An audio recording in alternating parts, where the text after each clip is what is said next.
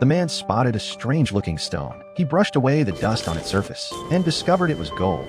He quickly called his friend over to see. His friend took out a lighter and held a flame to it. But even after burning it for a while, the color didn't change. The two stared at the stone in amazement, then grabbed tools and started digging. The gold seemed to grow larger the more they dug. They tried to break off a piece together, but couldn't budge, and no matter how hard they pulled. Next, they tied a rope around it and tried pulling with their vehicle, but the rope couldn't take the strain.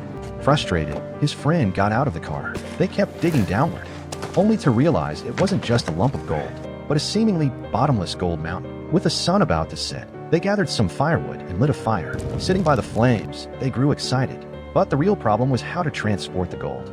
His friend suggested one of them go find an excavator, while the other stayed behind to guard the treasure.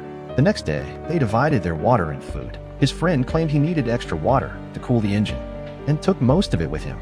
Then he tossed the man a satellite phone and drove off. After watching him leave, the man covered the gold with sand and set up a tarp between trees for shade. The following day, the man went out to gather dry wood and came across the wreckage of a small plane. It made a decent shelter, blocking the scorching sun by day and offering some protection from wild animals at night. But from here, he couldn't see the gold. He looked into the distance, then removed some fragments from the plane and dragged them back near the gold site. Prolonged exposure had already left him sunburned. He finally propped the pieces against a dead tree to form a rough tent, before collapsing into exhausted sleep. After a short rest, he forced himself up. The man looked at the gold beside him, then used all his strength to break off a piece. He hugged it, smiling weakly. Just then the phone rang. His friend told him the truck had broken down. He needed one more day. That night, the man burned the last of his firewood. The next morning, he woke up in the makeshift shelter, his face sunburned and bleeding. His friend still hadn't returned, and danger was steadily closing in on him.